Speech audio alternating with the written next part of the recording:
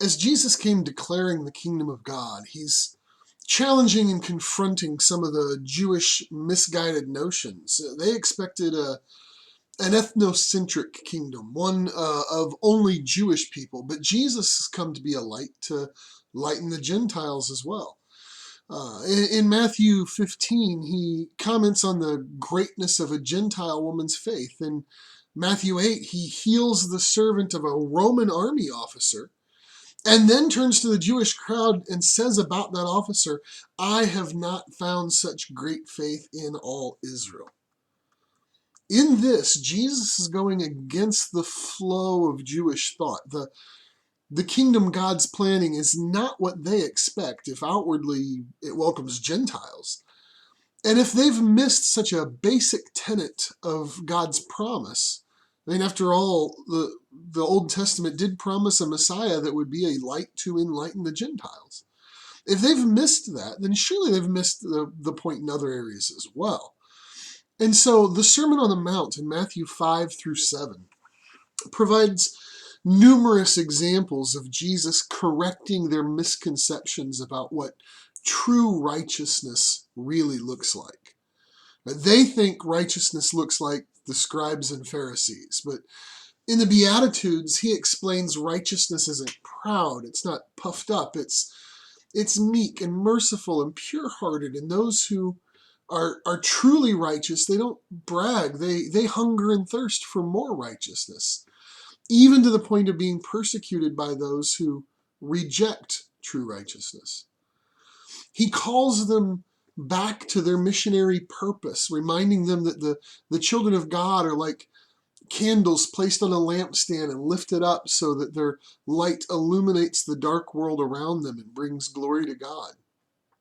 True righteousness, he says, is not about external obedience, but about internal character, right? He uses the examples, it's good not to commit adultery or to murder, but if you've got lust and anger in your heart, you're already guilty. If you hand out charity, or you pray loudly, or you fast publicly for attention, that's meaningless. All of this teaching was contrary to the behavior of the supposed religious elites, the Pharisees. It was also delivered in a manner that was so authoritative, it was shocking. It's hard to overestimate just how astonishing and controversial that sermon was. Perhaps the single verse that is the main theme of the Sermon on the Mount is Matthew 5:20, where Jesus said, "Unless your righteousness exceeds the righteousness of the scribes and Pharisees, you shall in no case enter into the kingdom of heaven." Saying that was like tossing a live theological hand grenade into the crowd. I mean, listen to their reaction to his preaching. Matthew 7:28 and 29, at the end of the Sermon on the Mount. "And it came to pass when Jesus had ended these sayings, the people were astonished at his doctrine, for he taught them as one having authority, and not as the scribes." They were absolutely stunned by both the content and the delivery of the message, shocked by both what Jesus said and also how Jesus said it. As Jesus challenged the status quo and threatened to shake the foundation of their teaching, he likely was not winning many friends among the scribes and Pharisees by the message. Instead, they became a source of constant controversy and conflict during the remainder of Jesus' ministry. They didn't like being challenged. There's probably no single issue which more exemplifies that conflict between Jesus and the Jewish leaders than that of the Sabbath day. They had taken the simple command in the Ten Commandments, right? Don't work on the Sabbath day. And they'd started developing new commands based on what they considered work to be. Now you can understand how that happened. Somebody asked, what counts as work? And you'd get an answer like plowing. Plowing is work. But then what counts as plowing? Well, moving a chair a few inches is plowing because you might accidentally drag it across the ground and create a rut. Harvesting is work. So if you pull a gray hair out, it counted as harvesting. That's working on the Sabbath day. Bearing a burden, right? Carrying something is work. Not always. And they said you could carry something small like a needle unless you were a tailor. If a tailor carried a needle, that's work. If a scribe carried a writing quill, that's work. You see how debilitating such rules could become. You couldn't blow out a candle because that's work. And if you accidentally left a window open and the wind blew out a candle, you have done work. You've broken Sabbath law. This is why Jesus said this kind of system in Matthew 23:4. He says, they bind heavy burdens, grievous to be borne, and lay them on men's shoulders. The idea being, they've created extra biblical tradition that was so tedious that they took the simple command, don't work, and they turned it into its own kind of work. Now, as Jesus confronts this, he's not subtle about it. I think sometimes we get this idea that Jesus was sort of just tragically controversial because he was misunderstood, when in reality he was purposefully controversial in order to make himself understood. So in Mark 3, for example, the Pharisees are watching him to see if he would heal, if he'd work on the Sabbath day. And so he enters into a synagogue. He stands up front. He calls a man with a withered hand up before everyone, and he looks and he challenges them and asks, is it lawful to do good on the Sabbath days? That's not being quietly misunderstood, right? As they refuse to answer, Mark says that Jesus looked on each of them with anger because of their lack of compassion. And when he heals the man, they react by immediately plotting to murder him. There's a fabulous account in John 5 in which Jesus heals a man at the Pool of Bethesda. Now, you need to sort of visualize this. The Pool of Bethesda is tucked away on the backside of the temple in Jerusalem.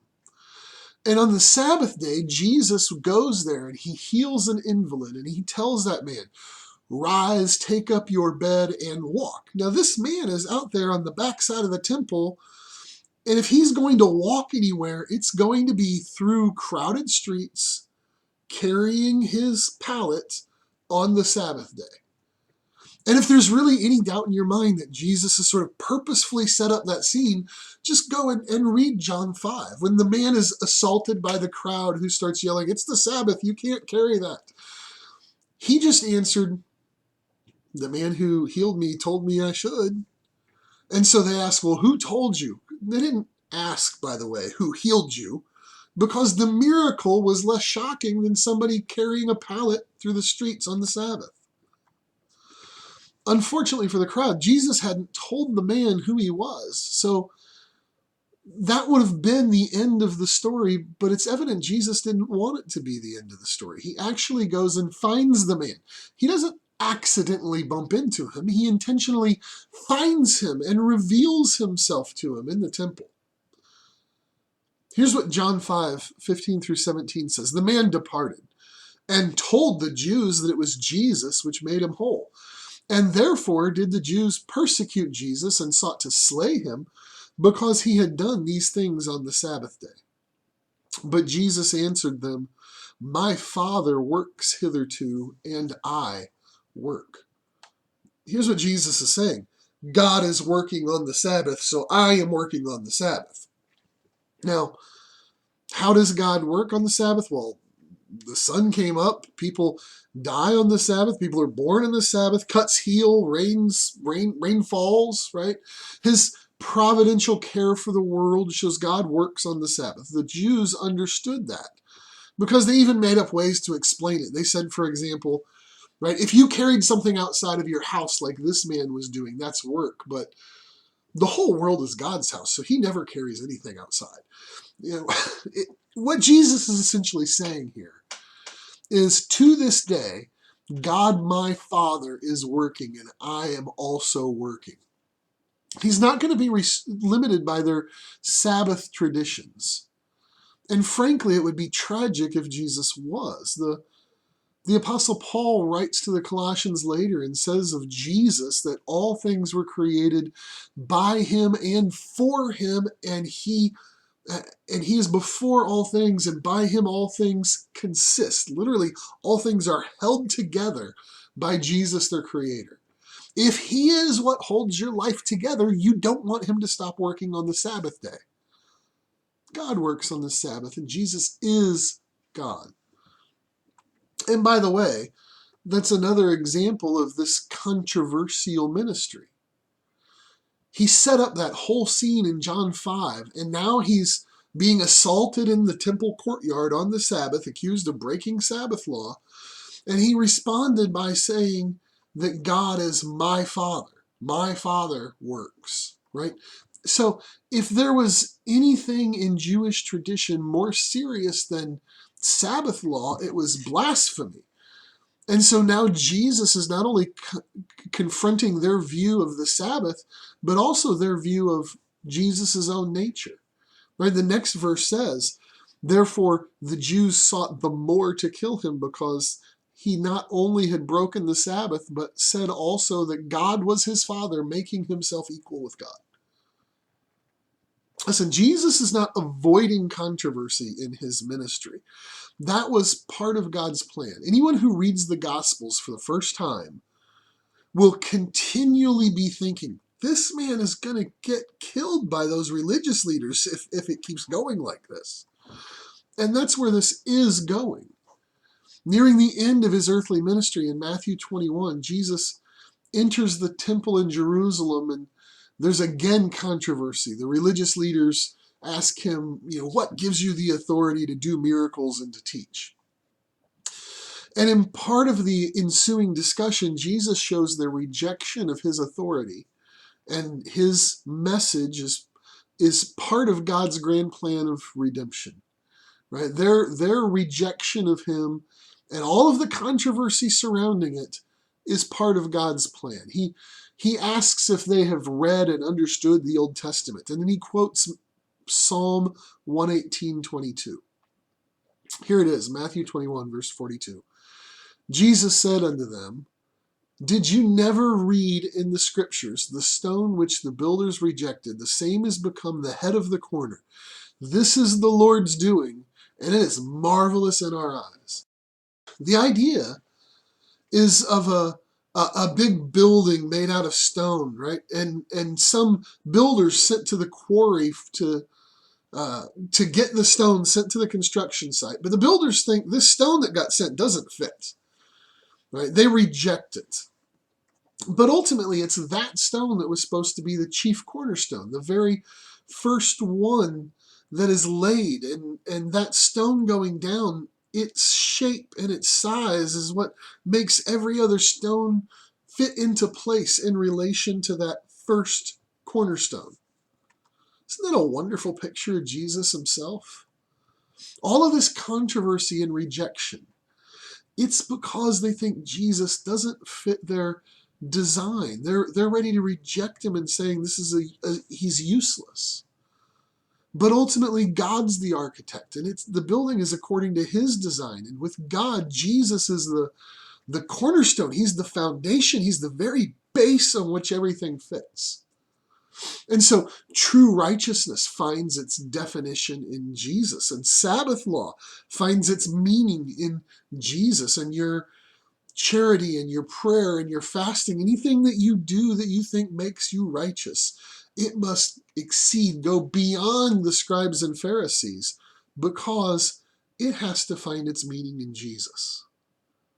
This continues to be controversial to this day, but it's still true. All righteousness is based on the foundation of Jesus alone.